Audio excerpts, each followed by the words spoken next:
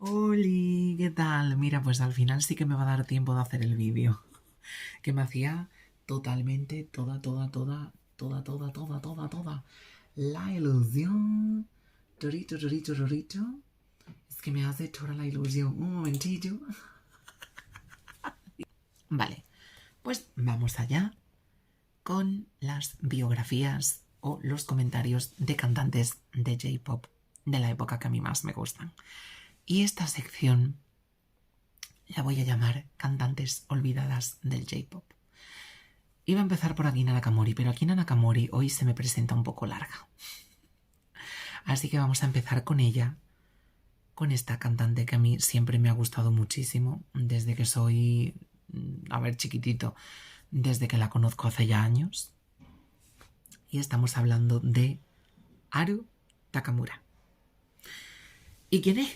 ¿Y quién es? Tú dirás, ay, ¿y quién es? Tenemos a Akina Nakamori, a Seiko Matsuda, a Shizuka Kudo, a Yukiko Kata. ¿Quién es esta Haru Takamura? Pues para mí, a pesar de la triste historia que vivió y la mala suerte que tuvo musicalmente hablando, para mí ha sido una de las cantantes que más ha marcado la historia del pop japonés y del kaiokyoko de los años 80. Haru nace en 1961 en Japón y desde pequeña sabe que ella se quiere dedicar a esto del cante.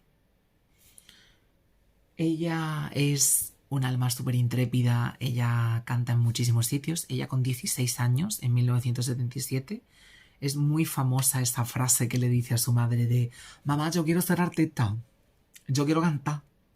Mami, ¿qué será lo que tiene el arte? Pues eso. Ella dijo que quería cantar y empezó a crear su propio grupo de rock. Durante muchísimo tiempo tuvo a este grupo de rock. Aquí, por ejemplo, tengo la chuleta. Me encanta. ¿Has visto qué original soy? ¿Sabes? Con el grupo siempre está haciendo covers, está haciendo cosas.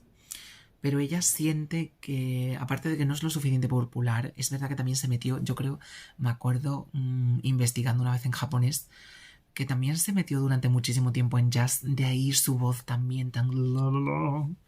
que os va a encantar. Si la escucháis, voy a hacer una playlist de ella para que la escuchéis porque es maravillosa. Y aparte, el jazz lo haría durante los años 80, pero sí es verdad que ella creó un grupo de rock, con sus coleguis, y a pesar de que pues hacían performances, espectáculos en bares y cosas, pues no se dio. No pudo ser, lo pasó muy mal durante años y años, en el que incluso llegó, como te digo, a grabar géneros como el jazz en directo, a tocar, a interpretar temas en jazz en vivo y en directo, y estaba ya muy cansada del tema de los covers. Entonces ella decidió crear sus propias canciones. Y aún así lo pasó muy mal porque en el público japonés, no sería bien recibida, lo que fuera, que la pobre pasó un poco desapercibida hasta casi 8 años después. 1985, y la discográfica en aquella época muy importante, y que lo sigue siendo en Japón muy importante a pesar del cambio de nombre, RCA Victor, la contrata para el que sería su primer LP. El LP es precioso y además se llama... Uy, concho, que estaba puesto en español. Se llama Haru First, o El primero de Haru. Tenemos canciones que además tengo aquí en la chuleta porque es que me encantan la mitad de ellas, pero sin embargo su disco del 86 me gusta más. Tenemos canciones icónicas como Koi wa Saiko, I'm in Love, esa es la que más me gusta, la verdad. Ay, Koi no Yaritori, esta también me gustó muchísima. Batin ga owatta ato de, lo estoy leyendo en japonés, cuidado.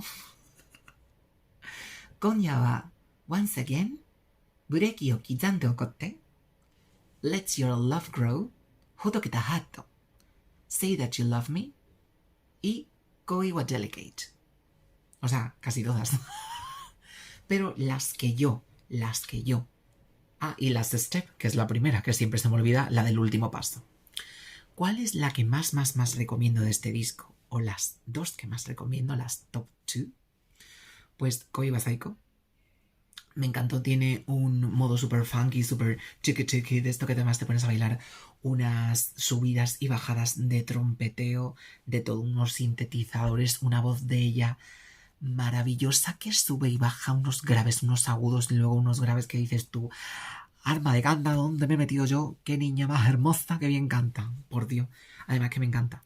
Y luego está la de Koi Jellicate porque es para mí como muy típica al 80 y me gustan mucho, pero sí es verdad que todas esas, os la he dicho, no os rayéis, que os voy a poner una playlist, ¿vale? Para que las escuchéis igualmente. No van a estar todas, ¿eh? Pero una playlist para que escuchéis unas cuantas de ella y ya me digáis. Por cierto, si por correo queréis que comente alguna canción o algún cantante del J-pop o que haga alguna reacción a algún vídeo, por favor me lo pedí. Os voy a poner el correo por abajo. Gracias. Bueno, ese por un lado. Luego resulta que para la serie de El pequeño visitante, lo he traducido literalmente del japonés, está Kokoro Somete, Tiñe tu corazón, que esa también se hizo muy popular. El disco de Aru First llegó a vender, creo que casi 60.000, 60 y pico mil copias. No es que sea un boom, pero se dice pronto vender 60 y pico mil copias para ser el primer disco de un artista. La verdad que está bastante bien. Y luego llegamos al Aru Second. La verdad que se llama Tataya My Love. Tataya mi amor. Y es el Aru Second. Y el último que hizo por mala suerte. De este, casi todas las canciones me gustan. De hecho, os podría decir todas. Son 9, de las cuales me gustan creo que casi todas. I'm in Love, Saigo no Tenderness, Beat Goes On, Tataya My Love, Appeal to You, Inside, One and a Half, For Love and Good Luck Again. Esas son las que más me gustan. Como veis, son 9 canciones y he dicho pues 7. Es que todos sus discos me han encantado casi en su totalidad. No digo que las otras no me gusten, pero que estas a mí me gustaron muchísimo más. ¿Vale? Y en este segundo disco se nota, no sé por qué, un fan o una persona a la que le gusta un determinado artista en un momento llega a saber que esa persona se va a retirar o simplemente va a dejar de grabar música y de tener material discográfico, y eso uno lo nota por el estilo. ¿Por qué? Porque en el disco de 1965 era como un prólogo a sus canciones, a estilos y tal, pero el segundo disco se veía más maduro y con más indirectas de terminar. ¿Por qué? Os voy a contar con qué. Por ejemplo, hay canciones, ¿vale? Como Good Luck Again, que fue la última, que es la que da final al disco y con ello su carrera. La de Buena Suerte es una canción que directamente nos está diciendo adiós, que es una despedida. Pronto nos veremos, no sé cuándo será ese pronto, pero nos veremos. Con tan mala suerte de que ese mismo año al final hizo un concierto con personajes o grupos como Char y se retiró de la industria. No volvimos, por mala suerte, a saber de ella nada más. Este disco no tuvo tanta repercusión como el primero, pero entre ambos y los singles lograron vender las 100.000 copias totales de discos suyos en Japón. Por mala suerte o por motivos que no sabemos, no ha podido ser más popular la señora, pero tiene unas canciones, como digo, que son joyas. Con tal mala suerte de que la pobre tuvo que abandonar el mundo de la música en aquel año a finales, en 1986, y ya hasta la última noticia que tuvimos de ella, que murió de cáncer en 2014, a la edad de, 53. Aru, de verdad, muchísimas gracias por la aportación musical que has hecho. Gracias de verdad, de todo corazón, porque estos 2 discos que grabaste, solamente 2 discos, para mí y para muchas personas, porque yo he visto que a pesar de todo hay gente que la ha descubierto y que ha descubierto una joya. Muchísimas gracias por esa calidad musical. Ojalá tu discográfica hubiera dicho vamos a renovarlo y a ponerlo versión CD, pero muchas de esas copias han sido sacadas o copiadas de copias en LPs, por lo cual muy complicado veo yo que el sonido mejore. Pero aún así no es un sonido malo, pero podría ser mejorable. Pero muchísimas gracias por esa calidad, por esos sintetizadores, por esa voz tan profunda y por esas canciones tan bonitas que nos diste y tan ochenteras, porque la verdad, ochenteras y funky era mucho. Así que por favor os animo a verla si no sabéis quién es. Es una cantante olvidada del J-pop y sin duda para mí es una de las más grandes a pesar de lo poco que ha podido grabar. Así que nada, muchísimas gracias y nos vemos en el próximo vídeo. Un besito y hasta la próxima, cantante.